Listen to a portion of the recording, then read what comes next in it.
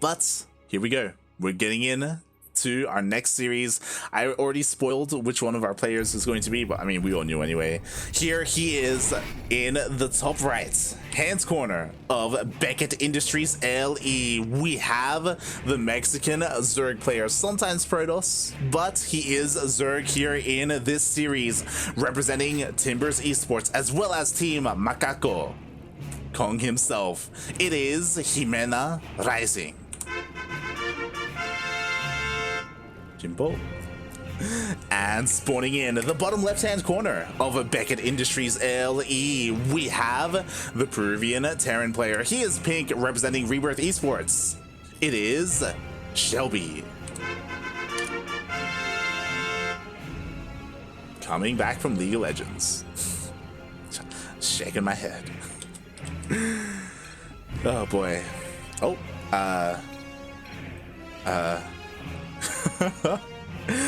I love it, I love it.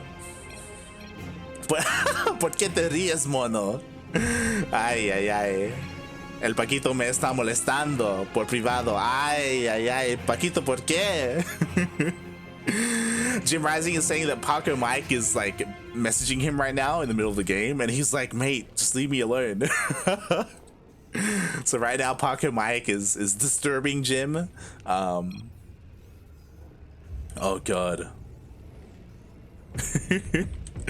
And this is what I love about these two players. JimRising, he's a massive personality, he's a big entertainer, but so is Shellbee. For those who don't know, Shellbee, he also streams quite often, and he kind of, you know, he kind of takes from Jim a little bit. I honestly feel like Shellbee has been influenced by Jim, and that kind of has led to what Shellbee has become. And what Shellbee is. Whether that's a good thing or a bad thing, take that for yourself. You can kind of form your own opinion on that, but Shellbee is also a character as well. He's a lot of fun, but he's also a very solid player, as we saw. Honestly, it was very impressive to see Shellbee take down the Zerg Lord. Honestly, like, that's pretty big.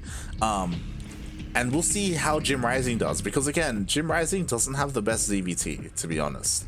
I would say that JimRising's best matchup is ZvZ. Like, that's what he's known for. Like, he's the muta king. He goes for his mutas and he makes it work. But against Terran, we've seen JimRising fall to Chaos Fate. And if he falls to Chaos Fate, he could fall to Shellbee. Game paused. Speaking of, Shellbee does have someone entering his store. For those who are new to the stream, we were talking about it earlier.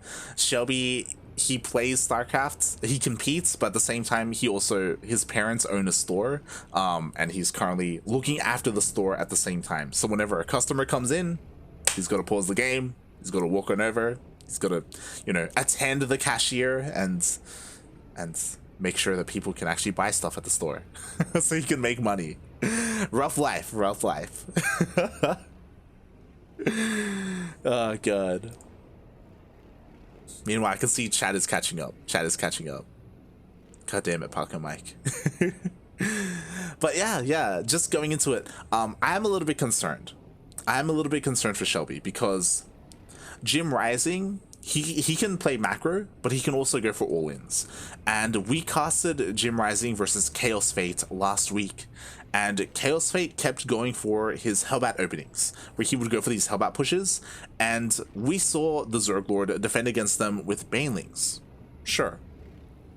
But when it comes to JimRising, he is totally willing to just go into roaches and not just defend against the Hellbats, but immediately go for a counterattack and just deal all this damage and just shut the opponent down. And especially because we're on Beckett Industries. We're on one of the smallest maps in the map pool. So because of that, like, if JimRising, it is the smallest map in the map pool, actually. So if JimRising goes for a counterattack, like, he is going to hit hard. If Shellbee goes for a Hellbat push. But we'll see. We'll see what these players have in store. Shellbee, please. I think that's the fastest we've seen Shellbee lose his Reaper today. Honestly, his Reaper control has been pretty good throughout his entire series today, but we just saw JimRising shut that down without even throwing down an Evo chamber to wall the Reaper in. Aye, so the Reaper does get taken out. Now Shellbee is in the dark. He doesn't know what Jim is going for. He did scout the third base, so he knows that there's no big 2-base all in. But again, Jim can be really cheeky. He can be really sneaky. So you want to have eyes on what Jim is doing. Oh boy. Meanwhile, we do have some Hellions going across the map, and this is what I'm afraid of. Roach Warren is on the way. Armory is on the way. I don't know about this, mate. Shellbee is going for a Hellbat push, and JimRising is going for Roaches. And again, for those wondering, we lost Submarine, we gained Beckett Industries. With these speed zones, the rush distance by ground is incredibly small. If Shellbee, he's committing, oh god, if Shellbee commits to this attack, and if he doesn't deal damage, I worry for him. I worry deeply. To be fair, the Roach Warren is still not done. It's about to finish up, so Roaches aren't out yet.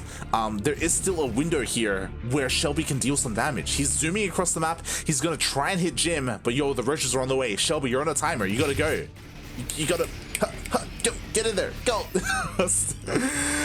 He morphs into Hellbats, they're waddling into the base, but Jim, he's buying his time. You know, he's kiting back with the queens. He's actually going across the map with his links, going for a counterattack.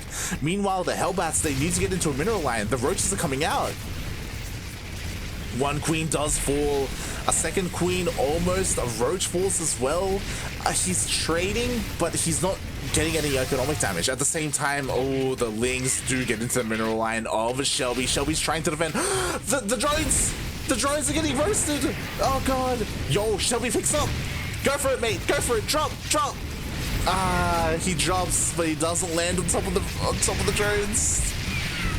In the end, Jim keeps most of his drones alive, and now he's got a bunch of Roaches. And this is what's scary. He's going across the map. He's going for his counterattack. What does Shellbee have to defend? He has a Banshee. Mate, you gotta shut him down. You gotta run. Oh god, is he gonna even run into the Roaches? He may just avoid them. Oh no. Oh no, the Banshee goes across the map. There are queens, Spore isn't done. The Banshee is gonna deal some damage, which is great and all, but not if Shellbee dies. Because what does Shellbee have to defend? No tanks, no Liberators, he only has Hellions. What are Hellions gonna do here against Roaches? And this is what we saw JimRising do against Chaos Fate, and this is what we're seeing him do against Shellbee. What does Shellbee have to defend? He's gonna have a Banshee. The Banshee will clean things up, but how many workers is he going to lose? Because the Roaches are here. He's pushing on forward. He's focusing down all of the Hellbats. He's going to be able to delay the CC as well. At the same time, I believe the Banshee was taken out across the map. And this is game-ending damage. This is why you don't Hellbat push Jim. Especially on Beckett Industries. Let's be real here, as eventually all these Roaches will get cleaned up because of the Banshee, which is great, but Shellbee is down to 28 workers, and Jim, he is feeling so good right now on almost 70 drones. This is the difference between Jim and the Zerg Lord. Oh boy. And the problem is that Shellbee is trying to get into mech, which is great and all, but mech is expensive. Like, it takes a lot of gas, it takes a lot of minerals, it takes a lot of time to really get going, and you need something early on to give you some momentum and give you some breathing room to really get into it. And that's just not what Shellbee has. Shellbee has to make some magic happen here. He needs to, like, one of two things, right? You either turtle up hard and you become like a brick wall, and you somehow survive long enough to get 4 bases and defend to get 4 bases, or you go for a big all-in, and maybe you catch Jim droning up. Maybe Jim like is being too greedy and takes like a 4th base and throws down like an infestation pit, and he works towards Hive, and he's spending all his money like in his tech, and you catch him off guard. The problem is that Jim is doing anything but that. Sure, he's expanding, but we've got a Nidus on the way. Like, he's looking to be ultra aggressive. He's looking to end the game. He smells blood in the water, and he's not one to kind of let that marinate and let that kind of, like, you know, give his opponent the potential to get back into this game. He wants to end it now, and that's what he's going to do. This Hellion run by, it's cute. Does he scout? He sees the Nidus, and that's important. But the Nidus is already going up. Oh god, Shellbee. Okay, he lands the Vikings. He's gonna try and stop the Nidus from going up. Do the Vikings have enough DPS? It doesn't look like they do. Oh no. Oh god, the Nidus is so close to finishing. It does finish. The transfuse is not there. Phew. Shellbee. He defends for now. He's able to stop the Nidus from going up. Thankfully for Shellbee, the first unit that came out was a Roach, not a Queen. There was no transfuse to keep the Nidus alive. Meanwhile, we have another Nidus here at the third base. There are only Hellions and Hellbats here, so the Nidus will finish up this time. And what pops out? Nothing? Nothing. Yo, Jim, what's going on? Jim has Roaches ready to go, but he's not committing to any of these. We just see another Nidus in the main base, but this one is in range of the tank. And what I was saying, I was talking about Shellbee has two options, right? You either go for a big all-in, or you become the wall, right? You become the Mao, you become Showtime. You just turtle up like the great tortoise of the South, question mark, I don't know. You just do what you can, right, to defend at home, and that's what Shellbee's doing. You know, he's turning into that shell right now, and it's working so far. Because JimRising has been wasting all these resources on these Niduses, and they haven't been working. Shellbee, he's got 3 bases. He's being really greedy and working on a 4th base as well. He's harassing with Hellions, keeping Jim busy at home. Shellbee isn't back in it yet, but he's doing a really good job at like, you know, inching ever so closer. He still needs more though. He needs more time. He needs more damage to be dealt across the map. Especially because Jim, Swarm Hosts are on the way. Like, again, he didn't neglect his tech. He hasn't neglected his bases. He's working on his upgrades. He already has the Infestation Pit. He doesn't have a Hive. He's about to actually just finished up. He has a Hive. Like, Jim hasn't missed a beat.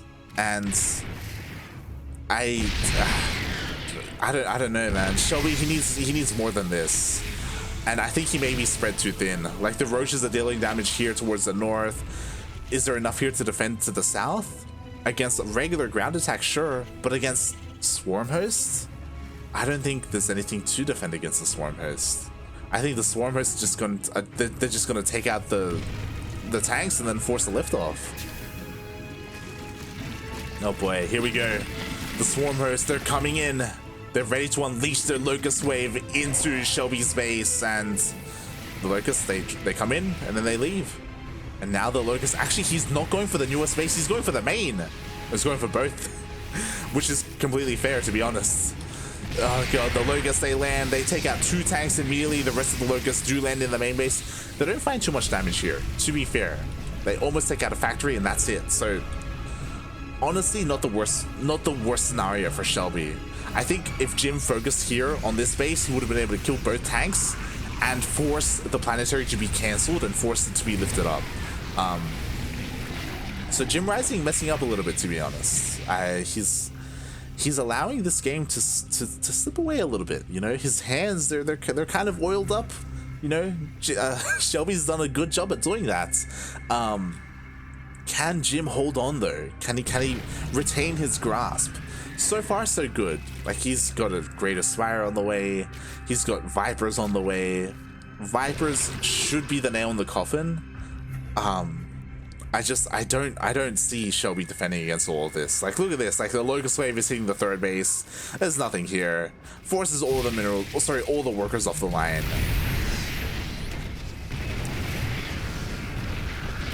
At the same time, we're going to see Broodlords soon. At the same time, Vipers are going to be able to Blinding Cloud or abduct all the tanks. I don't see how Shellbee holds. Unless Jim throws. Which is possible. It's not impossible. It's possible that Jim, like, move commands his army. It's possible that I don't know, maybe he loses all his swarm host, for example. It's unlikely, but we'll see. The Locust Wave comes in and takes out one Thor. I think one Thor, and that's kind of it. Like, honestly, Shellbee is handling this very well. Oh, yo, can he get the Nidus? Focus the Nidus! Focus the Nidus! Ah! He was on A move a little bit. The swarm host to escape. Uh-oh. Oh no! Oh no! Oh no, the Thors! Just barely manages to save one Thor. Both Thors have such low health, they need to be repaired. Instead, they get yoinked.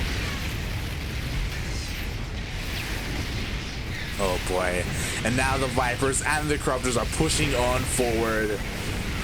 Oh god, the Ravager Biles are landing, but there just was barely not enough on the ground. I think what's very important and what can be a little bit misleading, a lot of Jim's army supply are in these Swarm Hosts.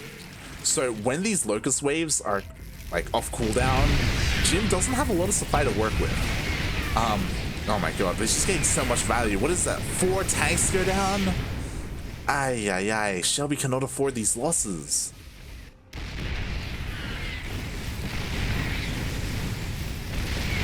There we go. Broodlords are on the way. Broodlords alongside Vipers. Again, there's not a lot to support this army because of the Swarm Hosts. Eventually, Jim does need to get rid of those Swarm Hosts. They're not doing him any favors. Unless he uses his whole army together and he uses his Swarm Hosts in conjunction with the Broodlords. If he does so, then I guess it's okay. But again, these Broodlords are very exposed. It is very possible for Shellbee to like catch those Broodlords off guard and maybe focus them down with Thors. Meanwhile, we've got a massive Hellion run by, a Blue Flame Hellion run by as well. Immediately 7 drones do go down. And what's important? The Broodlords are revealed. Now, Shellbee knows. Now Shellbee knows he has to focus on anti-air. We have Thors in production. We got Vikings in production. He needs a little bit more time to refine his army. But you know what? There was a period where JimRising was up like 80 supply. And that gap is slowly closing. Shellbee, he's done it. I didn't think he could. I'll be real. But he's in this. JimRising still has the advantage, a massive advantage, but you know what just happened? A Locust Wave just went off, it immediately got cleaned up, and now JimRising's army supply is halved. Ooh, nice Blinding Clouds though, does land on all the Thors. The Thors, they need to get out of it. Oh god, they're just so thick, they're so chunky, they're so awkward trying to move out of the Blinding Cloud range. And meanwhile, more Vipers do come in, but the Vipers are getting sniped. And this is what I was talking about. There's no support. There's no support for the Broodlords, and the Broodlords are being focused down. But you know what? JimRising, he just needs to wait. There it is. The Locust Wave recharges, send in another wave. And with that wave, JimRising will be able to protect his Broodlords.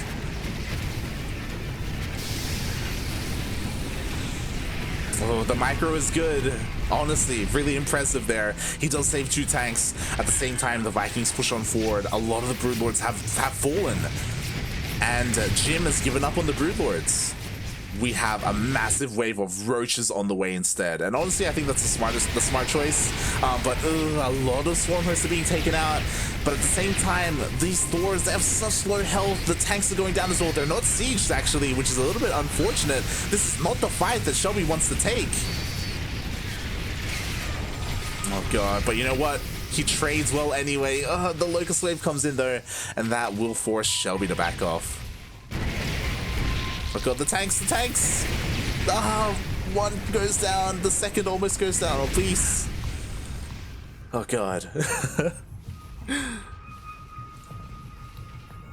Shellbee, he's holding on, mate. He's holding on for dear life.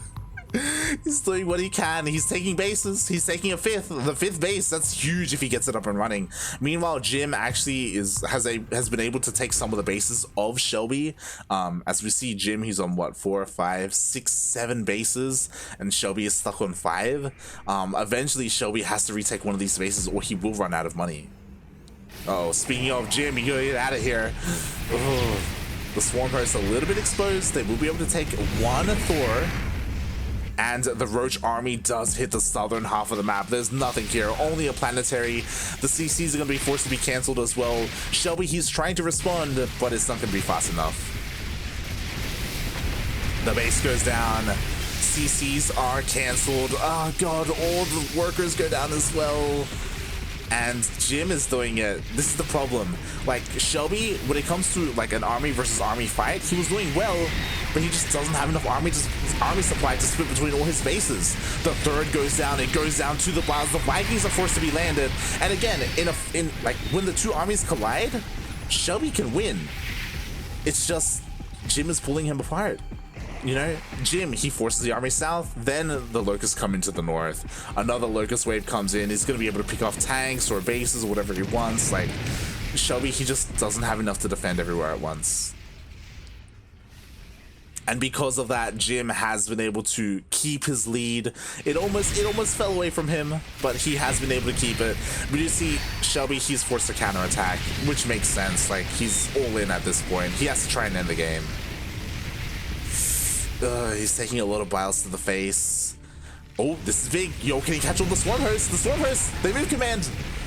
Two Swarm Hosts do go down for free. At the same time, the Roach Ravagers trying to get on top of the main army of Shellbee. Oh, the Biles land as well. Meanwhile, there are only two Swarm Hosts left, but nicely done by Jim. He is switching into mutas. We have 22 mutas on the way, and that will be enough to clean everything up. If Jim stuck with the ground army, then maybe Shellbee would have a chance, but because of how low these Thors are, all Jim has to do is kill the Thors, and then he wins the game.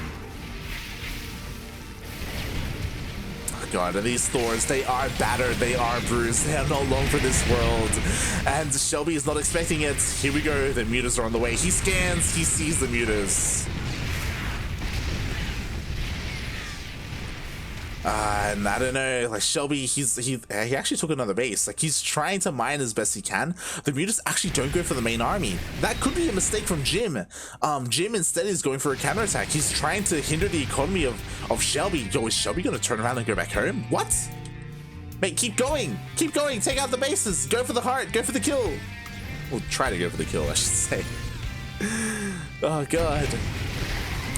The Roach Ravager, they catch a bunch of tanks for free, they all go down. The Biles! And with that, Shellbee, he fought incredibly hard. I'm so impressed by what he was able to do this game. It goes to show how good of a player he is. But it was not good enough. GG, JimRising takes game 1. And this is why, like, if Shellbee went for a less committed opener, and if he opened a little bit more standard, a little bit more safe, honestly, I favor him. I would favor Shellbee. But because he goes for those Hellbat pushes early on, and because they kind of get like hard countered by Jim, he gets a very strong lead early on, and then that's all he has to do, and then he holds on to it, and then he can just take the series. As a reminder though, that was just game number 1. Shellbee still has a chance to bring it back. Please don't go for a Hellbat push. Please. Please. Shellbee, please. don't do it.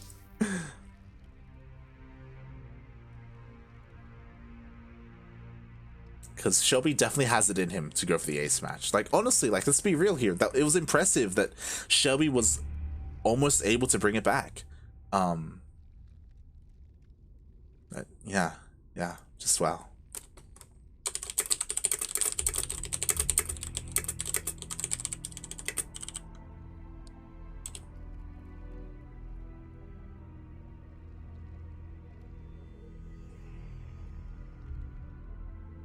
Oh boy. Meanwhile, we are getting some updates from Toxavier, and the lower semifinals. The lower semifinals are ready.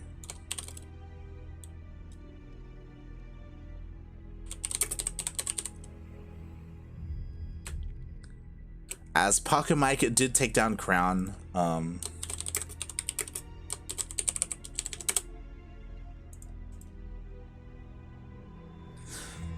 so the lower semifinals are ready for us. And Toxavier was just asking us, hey, lower semifinals are ready.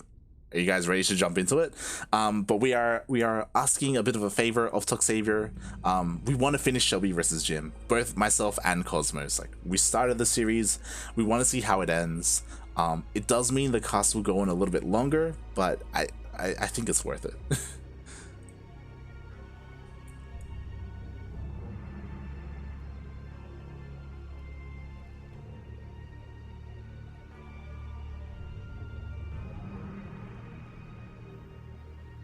Boy, as I try and... Right, can I adjust this? Yo, I can adjust this. Let's go. Can you get like a 10? No. Give me like a 50. Yeah. There we go. We have more of the bracket available to us. Beautiful. So as you can see on the screen, Ryu is down there versus Paco Mike. They are currently ready and waiting for us to finish up JimRising versus Shellbee.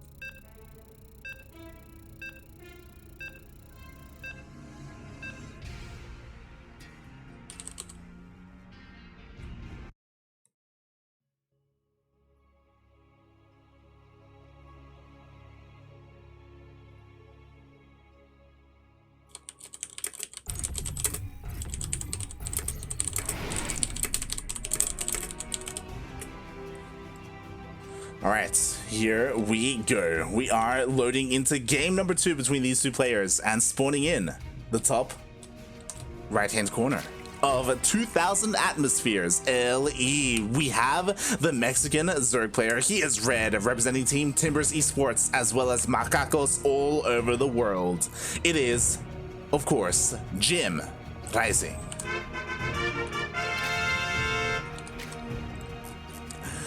And spawning in the bottom left hand corner, we have the Peruvian Jim in a way. We have the Peruvian Terran.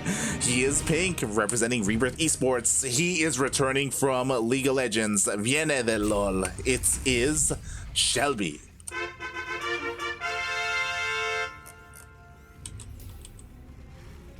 Oh boy. Again, really intense game. Game number 1 was. JimRising was able to shut down the early Hellbat push and then counterattack, and again, because of the build, Shellbee didn't have any tanks ready. He didn't have anything other than Hellions to defend, and because of that, the Roaches were able to push through into the natural base, kill all the Hellions, kill all the Hellbats, and then just ravage the mineral line. I believe he got like 22 SCV kills in the end. It was honestly disastrous. It was kind of like a build order win a little bit, or an opening win. And JimRising was able to take a very strong lead early on and hold on to it.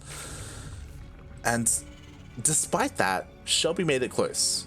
Shellbee made a game out of it, and I'm honestly very impressed by that. Again, it goes to show how good Shellbee is, and it goes to show how much of a better position he would have been in if he didn't go for such a committed Hellbat push early on, and instead, you know, played a little bit safer. Not so much aggressive. And it's one of those things where JimRising is known for that response. He does it very often against the other Terran players in the region whenever they do go for Hellbat pushes. Speaking of, we see Jim cheesing it up. Oh boy. So Shellbee did go for an SCV scout, and because of that, he saw that there was no natural base. He saw that there was both gases being taken. There's no research on the spawning pool, and there is a very fast Roach Warren. So JimRising is going for a bit of some Roach aggression. I'm not confident enough to say it's all in, because he can still go for a natural base behind this. But yes, the Roaches are going across the map. They will be turning into Ravagers, and I don't like this. Shellbee's throwing down. He's throwing down a bunker on the low ground. Ideally, to defend against this, You give up the natural, you lift up your natural, you know, and you just finish it in the main, as in you finish your orbital in the main or whatever you need to do, and you defend on the ramp.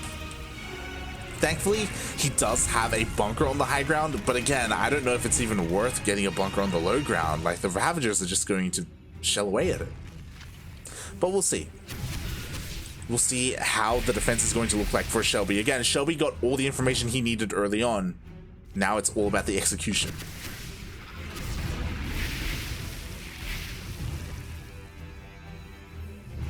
Ooh, and what's interesting is that we have a tank on the way. So a lot of players prioritize a Cyclone instead, and the goal of the Cyclone is to focus down at that Overlord to deny high ground vision. Ooh, as the low ground bunker does get taken out again, that was kind of expected. The low ground bunker does fall, and the wall's not a wall! No, Shellbee! There was no repair either. He didn't have SCVs, and the bunker goes down. Ay, ay, ay. Shellbee, por favor. And because he got a tank instead of a Cyclone, the tank just gets wild. This is disastrous for Shellbee. No. And with that, he lost his entire army. He's forced to pull the boys, and the boys almost kill a Ravager, which is it's something, I guess. But more versions are coming across the map. Jim does not have a natural base, and for one, this is why you hold on the high ground. For two, this is why you pull SCVs to repair your goddamn bunker. It's why you prioritize getting something to kill the Overlord to deny high ground vision, so it's more difficult for Ravagers to bile whatever you have to defend, and this is it. GG, well played. Jim does take game number 2 and the series, not allowing Shellbee to get into just to play. I was gonna say to get into the mid game, to get into the game, just didn't allow him. But to be fair, a lot of that is on Shellbee. Shellbee scouted very well. His response had much to be desired. It's something that he does need to work on, and he gets punished for it. With that, JimRising moves on to the semifinals.